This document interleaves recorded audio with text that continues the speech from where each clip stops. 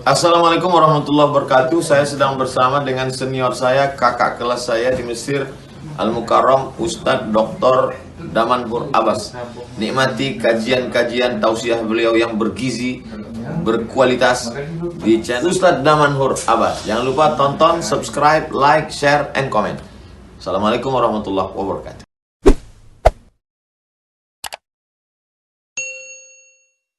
Assalamualaikum warahmatullahi wabarakatuh. Alhamdulillah wassalatu wassalamu ala Rasulillah. Asyhadu an la ilaha illallah. Asyhadu anna Muhammadan abduhu wa rasuluh. Allahumma salli wa sallim wa barik wa an'im ala habibina wa syafi'ina wa zuhrina wa maulana Muhammad wa ala azwajihi ummahatil mu'minin wa dhurriyyatihi wa ahli baitihi wa ashabihi ajma'in. Rabbi shrah li sadri wa yassir li amri wahlul 'uqdatam min lisani yafqahu qawli, amma ba'd.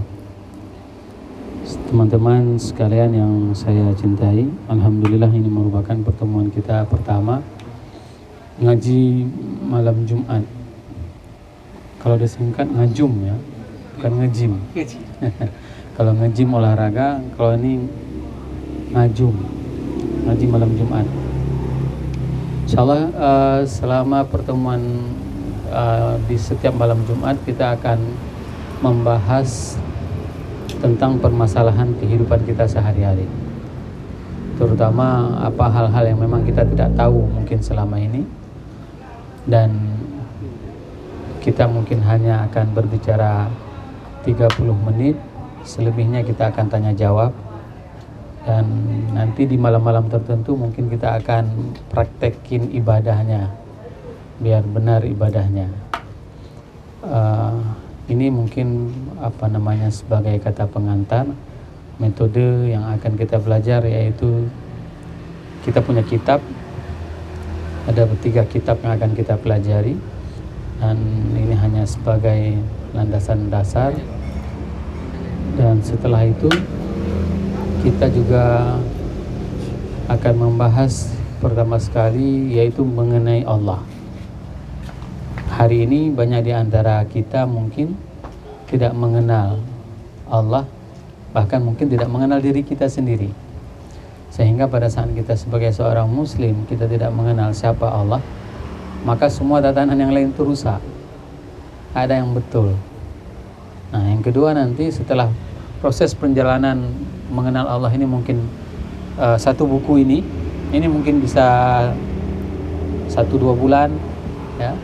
Tapi nanti nggak akan monoton seperti buku ini, yang saya hanya akan menyimpulkan saja. Kalau dibaca satu persatu, baris per baris, semua akan tertidur di sini, ya, saya yakin. Tapi ini hanya akan di highlightnya saja, ringkasannya saja, supaya ini bisa lebih menarik. Itu yang pertama. Yang kedua, pembahasan kita nanti kita membicarakan tentang Rasul. Setelah kita ngerti siapa Allah, bagaimana cara mengenal Allah, ya. Dan setelah itu baru kita akan membahas tentang Rasul. Siapa Rasul? Dan ini yang paling penting lagi. Kenapa? Karena hari ini kita bisa duduk di sini, itu semuanya dikarenakan adanya Rasulullah. Kalau nggak ada Rasul, saya tidak akan pernah tersenyum melihat adik-adik semua.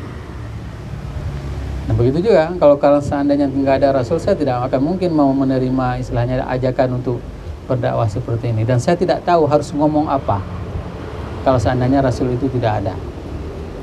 Maka kayak seperti tadi kita salat maghrib kita, bagaimana cara salatnya, siapa yang ngajarin kita? Rasulullah, melalui sahabatnya, setelah itu melalui para ulama. Dan yang ketiga yang akan kita bahas itu adalah Islam. Islam harus dipelajari secara komprehensif. Nggak bisa mempelajari Islam itu hanya parsialnya saja. Jadi gambaran Islam hari ini paling banyak salah diungkapkan oleh umat Islam sendiri. Umat Islam itu tidak representatif ya, mewakili keislaman Islam. Bisa nanti dilihat, ada orang-orang yang mengaku dirinya Islam tapi dia nggak mau sembahyang. Bagaimana? Ada orang yang memang dia mengaku dirinya Islam tapi dia tidak mau berbakti kepada orang tua. Kerja dia luar biasa dia kerja. Sama bosnya baik, sama atasannya baik, tapi begitu sama orang tuanya sudah nggak baik. Nah, di Islam ini kita akan membahas segala aspek tatanan kehidupan. Dan itu buku yang paling tebal, yang paling besar, dan paling panjang pembahasannya.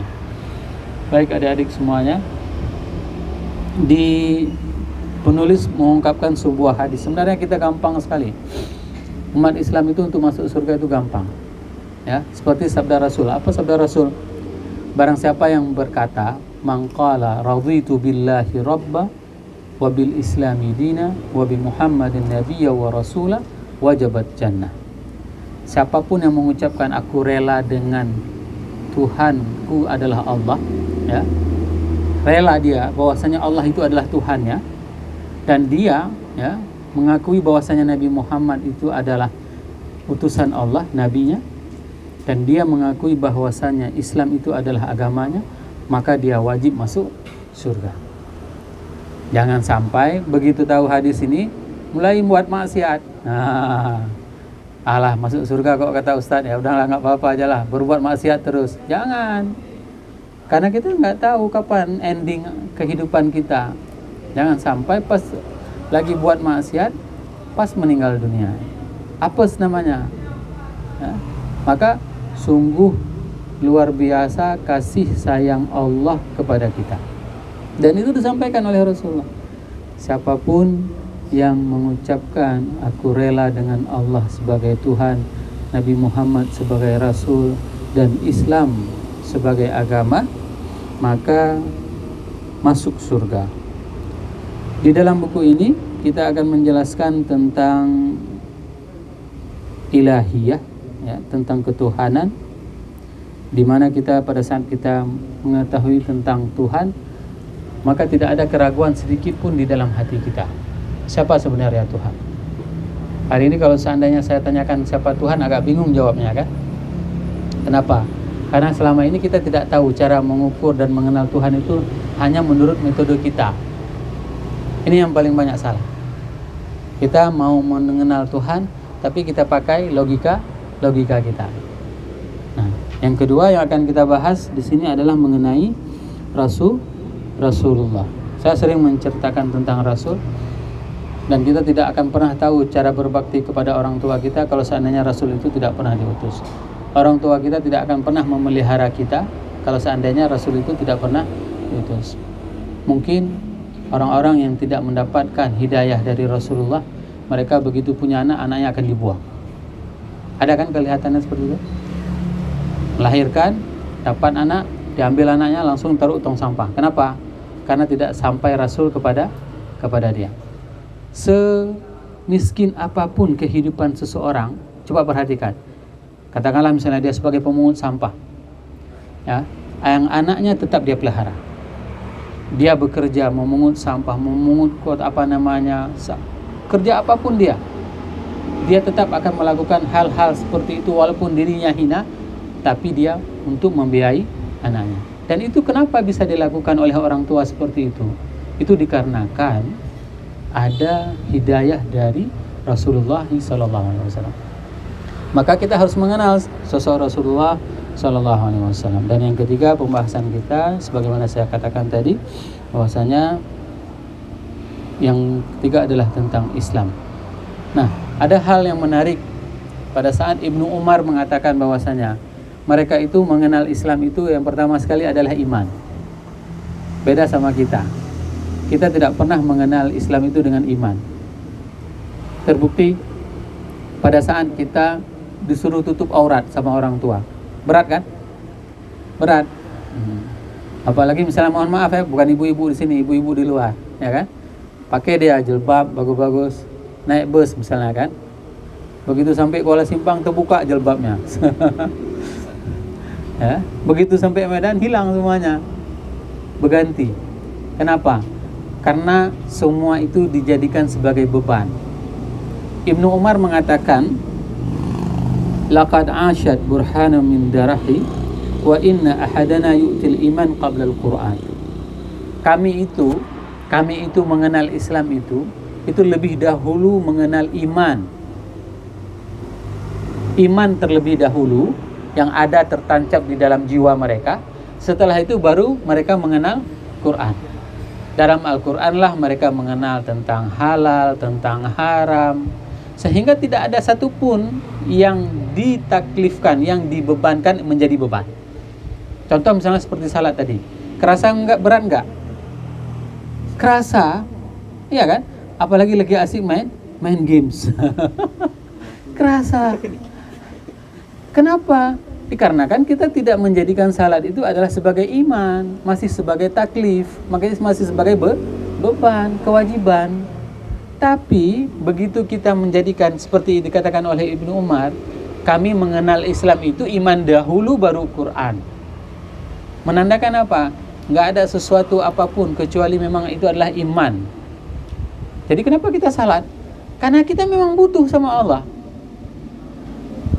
Butuh. Kalau seandainya sepersekian detik ke depan ini kita disumbat hidung kita sama Allah, terus bisa kita bernafas? Enggak. Terkapar kita. Misalnya adik-adik lagi buat kopi, ya, nauzubillah, air panasnya kepencet keluar, gimana? Siapa yang bisa menjamin tidak aksiden pada saat bekerja? Enggak ada. Maka itu yang dinamakan dengan kami dulu lebih mengenal iman daripada Quran. Jadi apa yang pertama sekali yang harus kita hadirkan? Yaitu rasa mempercayai, mengimani adanya Tuhan, adanya Allah mengawasi kita, ya, dan kita dalam genggaman Allah. Ini yang harus kita pasang. Sehingga apa? Apapun yang kita terima dari Rasul itu tidak akan pernah terasa berat, ya. Sehingga apa? Sehingga fitrahnya seorang manusia, ya, itu akan terungkapkan di dalam firman Allah di dalam surat Fussilat ayat 44 yang berbunyi, A'udzubillahi minasyaitonirrajim, Bismillahirrahmanirrahim. Qul huwa lilladzina amanu hudan wa shifa walladzina la yu'minuna fi udhunihim waqra wa huwa alaihim ama. Bahwasanya Al-Qur'an itu akan menjadi petunjuk bagi orang-orang yang beriman, ya. Qul huwa lilladzina amanu, katakanlah bahwasanya keimanan itu, Al-Qur'an itu hanya akan bisa dijadikan sebagai petunjuk bagi orang-orang yang beriman, wa syifa, dan menjadi obat, ya. Pernah menjadikan Al-Qur'an sebagai obat? Ya, jarang. Yang paling sering dijadikan Al-Qur'an adalah sebagai obat usir jin, ya kan? Apa caranya? Baca ayat kursi. Pernah dengar cerita salah seorang ulama pada saat dia diganggu sama hantu, ya, sama jin. Dia baca ayat kursi.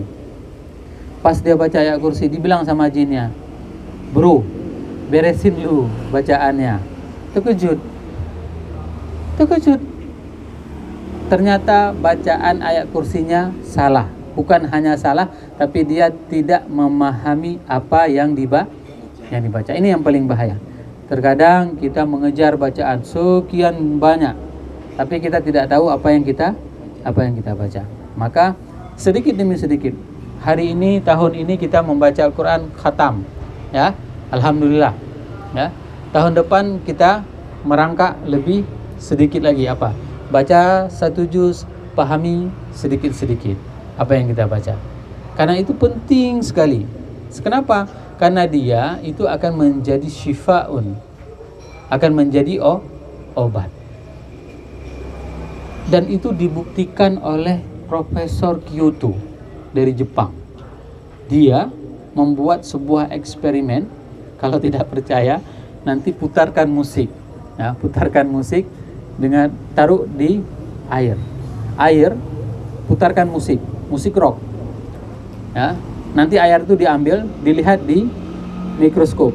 Partikelnya itu pasti seperti hantu, seperti virus. Air yang disimpan dan didengarkan musik rock, itu dia partikel di dalamnya seperti virus. Tapi air yang diputarkan ayat Al-Quran, partikelnya itu akan menjadi kristal yang sangat indah. Ini menunjukkan apa? Quran itu bisa menjadi obat, tapi bukan menjadi jimat, ya. Jangan pulang dari sini nanti ambil Quran dililit di perutnya. Jangan. Ketahuan rupanya. Jangan seperti itu ya. Oke, baik. Kita langsung ke ke madkhal ila ma'rifati zatil ilahiyah. Bagaimana introduction ya, pendahuluan bagaimana memasuki kepada mengenal zat ilahiyah. Silakan, Pak.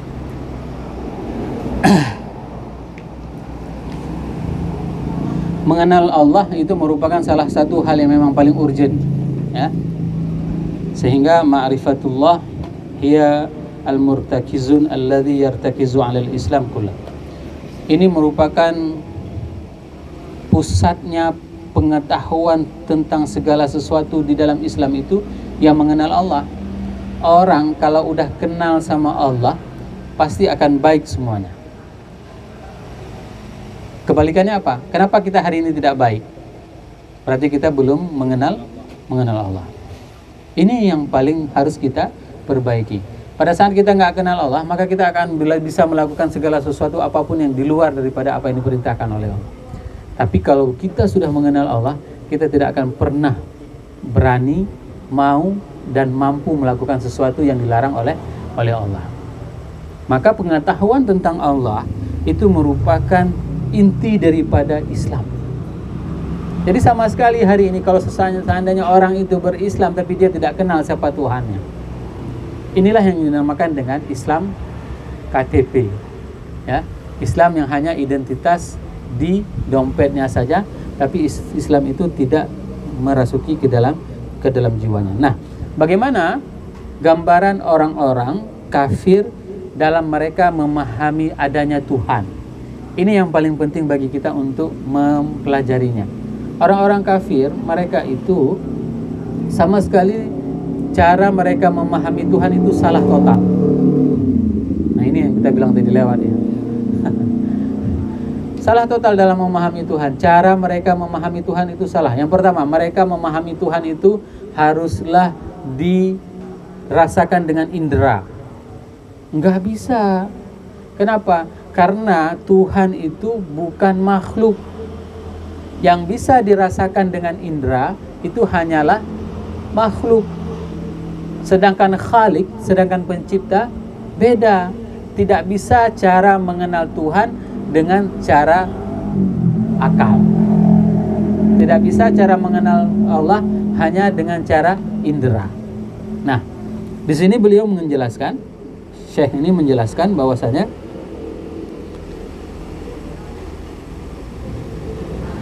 mereka orang-orang kafir itu hanya akan mengakui bahwasanya adanya sesuatu itu apabila bisa dirasakan dengan panca indera. Kalau tidak ada, maka tidak bisa dilakukan. Nah, hari ini pernah terjadi di Arab, salah seorang guru menanyakan kepada siswanya, kepada muridnya. Pada saat itu guru itu menanyakan, apa ini? Ini roll katanya. Roll ada? Ada. Ini apa? Ini papan tulis. Ada papan tulis? Ada. Nah, di mana Tuhan? Ditanya seperti itu. Tuhan tidak ada. Berarti tidak ada. Udah. Dijawab sama salah seorang anak murid yang cerdas. Pak Ustadz, katanya. Pak Guru punya akal. Ada. Di mana akal Pak Guru? Gak tahu bilangnya di mana. Oh, berarti Pak Guru tidak ada akal. Ya. Itu cara bagi kita untuk menjawab bahwasanya tidak semuanya yang bisa kita ketahui informasinya dengan panca indera itu bisa kita lihat dan itu benar. Contoh yang paling gampang, kita masukin ini ke dalam, ya kan? Pas kita tengok patah dia, betul kan? Kita masukin sapu ke dalam kolam, pas kita tengok sapunya patah. Padahal sapu itu nggak pernah patah. Inilah yang dinamakan dengan pemahaman yang salah yang kita perolehi dari panca indera. Tidak selamanya panca indera kita itu memberikan informasi yang benar. Contoh yang lain yang paling sering kita dapati hari ini. Tadi berapa suhunya? 34 derajat. Coba berdiri di pinggir jalan tadi, lihat ke ujung sana. Kok ada air di sana? Ya kan? Siapa yang lihat? Mata. Betul ada air di sana? Begitu kita sampai ke ujung sana, tidak ada air. Ternyata itu hanya fata morgana. Nah, maka kita membantah metode orang-orang kafir pada saat mereka mempelajari tentang Tuhan. Mereka mengatakan tidak ada Tuhan dikarenakan tidak bisa diakses informasinya melalui panca indera. Ini merupakan sebuah kesalahan total. Nah, bagaimana caranya? Kita ingin sampaikan kepada orang-orang semuanya, informasi itu bukan hanya melalui panca indera sebenarnya. Informasi itu bukan hanya melalui akal, tapi informasi tersebut tentang adanya Tuhan itu melalui nas, melalui alam ini. Inilah yang menyebabkan bahwasanya tidak mungkin saya bisa berbicara seperti ini, bisa mengeluarkan suara seperti ini kalau seandainya tidak ada Tuhan yang menciptakannya. Bisa kita buktikan secara saintifik. Ibu-ibu pernah mimpi? Pernah, Bu? Ya. Pernah mimpi bisa bahasa Inggris fasih? Pernah. Bisa bicara bahasa Arab fasih. Tiba-tiba ngomong bahasa Arab, kaifa haluka, alhamdulillah, ngomong lancar sekali dalam mimpinya. Begitu terbangun, bisa bahasa Arab? Enggak. Siapa yang ngomong? Yang paling gampang kalau memang susah. Pas kita lagi pulang malam, tutup warung, pulang kita malam. Di rumah kita agak gelap lampu. Srup. Jatuh ke daun pisang. Sers, ya kan? Apa yang kebayang? Hantu. Ya kan? Langsung merinding dia. Sret. Siapa yang berinteraksi? Melihat tidak, ya kan? Akan tetapi yang berinteraksi siapa? Yang berinteraksi itu adalah ruh kita. Inilah yang menandakan bahwasanya hari ini pada saat saya berbicara seperti ini seakan-akan ini adalah real. Tidak. Ini tidak real. Ini adalah ruh yang tapi dia melalui jasad yang mengeluarkan. Seandainya hari ini, pada saat ini, momen ini Allah menidurkan saya, maka saya akan tertidur di depan Bapak Ibu semuanya, tidak berbicara apapun. Nah, ada hal-hal yang memang yang ingin kita sampaikan di sini.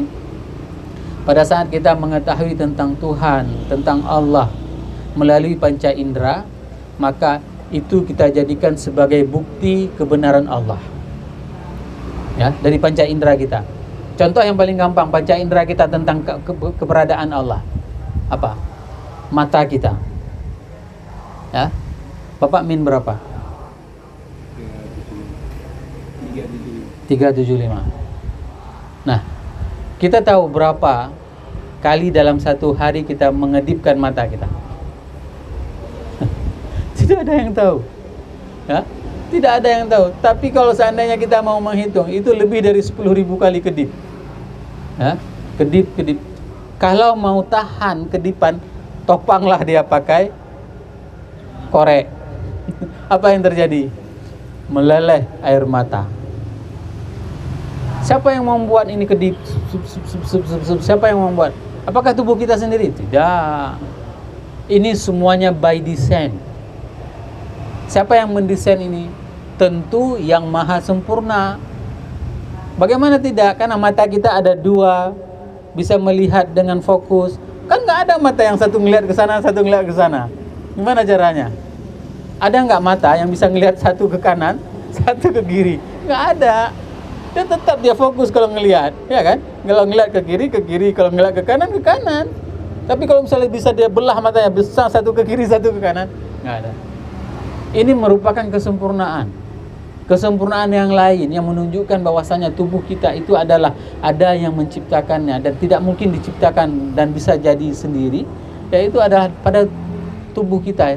Rambut itu harus kita pangkas.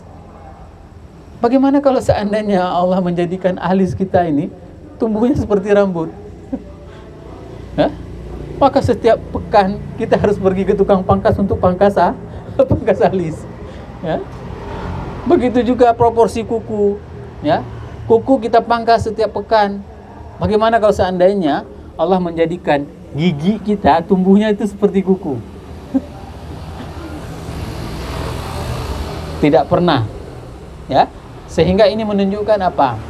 Penciptaan manusia itu adalah paling sempurna. Dan ini menunjukkan tidak mungkin kesempurnaan sesuatu itu jika tidak diciptakan oleh yang maha sempurna.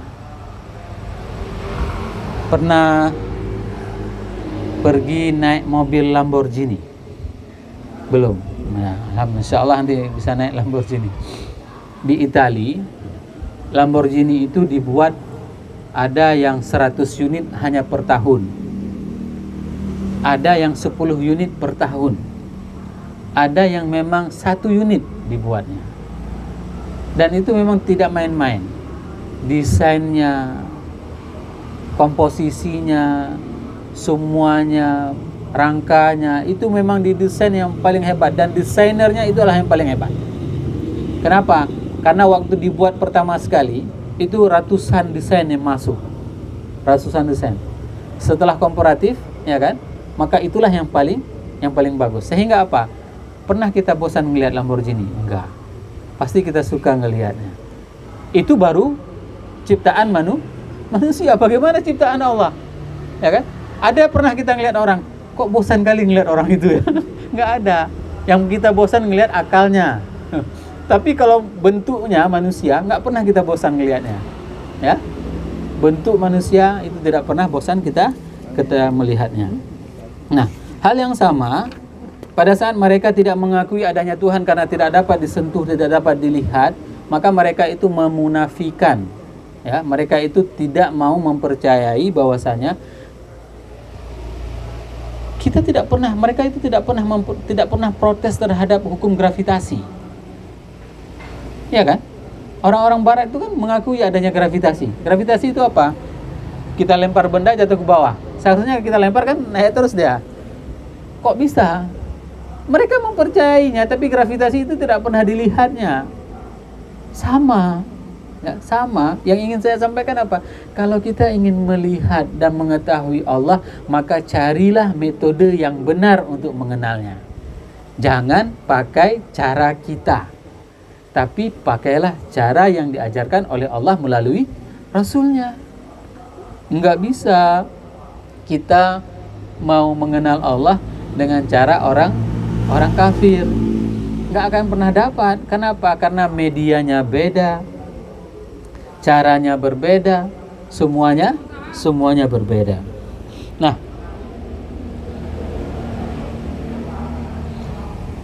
saudara-saudaraku yang dirahmati Allah, di dalam buku ini dijelaskan tentang ada beberapa hal gambaran di dalam Al-Quran. Orang-orang terdahulu, mereka pada saat mereka tidak mau menerima tentang adanya Allah, mereka itu diungkapkan di dalam Al-Quran dengan beberapa ungkapan. Yang pertama, mereka adalah orang-orang jahiliyah. Metode orang-orang kafir, ya, orang-orang yang tidak beriman, ingin mengetahui tentang Allah. Yang pertama melalui pendengaran, yang kedua adalah melalui penglihatan. Ini parah ini, ya. Mereka mau tahu Allah, kepingin dengar. Kepingin dengar suara Tuhan itu gimana. Nah, ini parah ini, ya. Ini dulu, tapi hari ini juga sama akan terulang, hanya warnanya saja yang berbeda, perilakunya yang berbeda. Yang kedua, mereka kepingin ngelihat. Yang pertama, kita lihat di dalam surat Al-Baqarah. Allah berfirman, A'udzubillahi minasyaitonirrajim, Bismillahirrahmanirrahim. Wa qala alladziina la ya'lamuna, dan berkatalah orang-orang yang tidak mengetahui, laula yukallimuna Allah, kalau seandainya kami ini bisa berbicara dengan Allah. Coba bayangkan, parah enggak? Mereka kepingin tahu Allah, caranya apa? Kalau memang benar ada Allah, aku kepingin ngobrol sama Allah. Itu caranya. Jadi jangan pernah hari ini mengungkapkan kata-kata ini lagi, ya. Nah, itu maksudnya. Kalau kita ungkapkan kata-kata seperti ini, berarti kita sama seperti orang-orang Yahudi. Ya. Kalau memang ada Allah, aku kepingin ngobrol. Ngobrolnya sama Allah itu baca Quran. Itu caranya. Oke? Wa qala alladziina la ya'lamuuna laula yukallimuna Allah aw ta'tina ayah, atau berikan kepada kami ayat, tanda-tanda tentang adanya Allah. Kadzalika qala alladziina min qablihim mithla qaulihim. Begitulah ungkapan perkataan yang diungkapkan oleh orang-orang sebelum mereka. Mithla qaulihim tasyabahat qulubuhum qad bayyana al-ayati liqaumin yuqinun. Akan tetapi ayat-ayat Allah itu telah jelas terang benderang bagi orang-orang yang meyakini.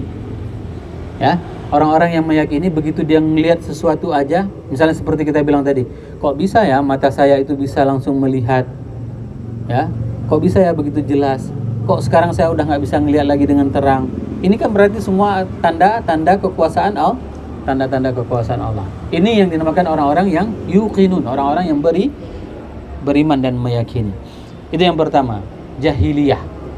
Orang-orang jahiliyah adalah orang-orang yang minta berbicara sama Allah. Kalau memang ada Tuhan, aku kepingin ngobrol, itu namanya jahiliyah. Yang kedua, al-kibr, yaitu sombong, angkuh, ya. Allah berfirman, wa qala alladziina la yarjuna liqa'ana laula unzila 'alaina al-malaikah aw nara rabbana. Ya. Dan berkata orang-orang yang tidak menginginkan pertemuan dengan Allah, laula unzila 'alaina al-malaikah. Kalau seandainya diturunkan malaikat. Kalau memang Tuhan itu ada, coba turunkan malaikat. Ya, itu perkataan mereka. Berarti penglihatan. Au nara rabbana, atau kami bisa melihat Tuhan. Ya. Laqad istakbaru fi anfusihim wa atau utuwan kabira. Dan mereka itu sangatlah sombong diri mereka. Yauma yarawun malaika la busyra yauma idzin lil mujrim. Nanti pada hari mereka melihat malaikat, maka tidak ada perlindungan bagi mereka. Kita sebenarnya itu adalah orang-orang yang tidak beruntung. Kenapa? Karena kita tidak bisa menyaksikan langsung malaikat. Siapa orang yang paling beruntung? Sahabat, misalnya ini Rasul lagi buat pengajian seperti ini, datang malaikat, seret, ya, datang malaikat, ngobrol sama Rasul, selesai, pulang lagi malaikatnya. Coba bayangkan, bagaimana mulianya mereka, ya, mulia sekali mereka. Maka pada saat Rasul meninggal, itu mereka semuanya terpukul luar biasa. Kenapa? Karena Rasulullah kami bisa melihat malaikat. Karena Rasulullah kami bisa mendengarkan langsung semua perintah dari langit. Nah, bayangkan ada seorang ibu-ibu lagi curhat sama Rasul, ya, bisik dia, Rasulullah, saya dicerai sama suami saya. Cerita, rumah Rasul sempit, ya, rumah Rasul itu sempit, sebesar inilah ruangan kecil. Rasul duduk sama tamunya yang perempuan itu, yang mendengar itu adalah Ibunda Aisyah. Ibunda Aisyah mengatakan apa? Aku sayup-sayup mendengarkan ada seorang wanita sedang curhat tentang rumah tangganya. Tapi aku tidak tahu apa yang mereka bicarakan. Ya? Namun yang spektakuler, penduduk langit mendengarkan curhat seorang wanita ini. Coba bayangkan bagaimana hebatnya mereka, orang-orang yang hidup pada masa itu. Tapi apa yang dikatakan oleh Rasul? Rasul pada menjelang akhir hayatnya, beliau mengatakan, pada saat itu digopoh oleh dua orang pengawalnya, Fudail dan salah satu lagi kalau nggak salah saya Abbas, digotong. Setelah itu dinaikkan ke atas mimbar. Rasul mengatakan apa? Aku merindukan saudaraku. Ashtaqu li ikhwani. Aku merindukan saudaraku. Apa yang dijawab oleh para sahabat? Alasna ikhwana? Bukankah kami ini saudaramu? La. Antum ashabi. Kalian itu adalah sahabatku. Nah, itu ini. Sahabatku, saudaraku adalah orang-orang yang beriman kepadaku tapi tidak pernah melihatku. Hari ini kenapa kita mau menutup aurat? Karena kita beriman kepada Rasul. Kenapa kita tidak mau meninggalkan salat? Karena kita mempercayai bahwasanya Rasul itu ada dan kita mencintainya dan kita menginginkan syafaatnya. Dulu mereka para sahabat itu gampang sekali. Kalau rindu sama Rasul tinggal pergi ke Menasah misalnya, pergi sembahyang sama Rasul, tinggal peluk, tinggal cium. Hari ini siapa yang bisa melakukan seperti itu? Enggak bisa. maka ini adalah kerinduan yang harus kita tanam di dalam jiwa kita. Apapun kebaikan yang kita lakukan, kita niatkan sebagai kerinduan kita kepada Rasulullah sallallahu alaihi wasallam. Kita akhiri dengan doa kafaratul majlis. Subhanakallahumma wa bihamdik asyhadu an la ilaha illa anta astaghfiruka wa atubu ilaik. Assalamualaikum warahmatullahi wabarakatuh.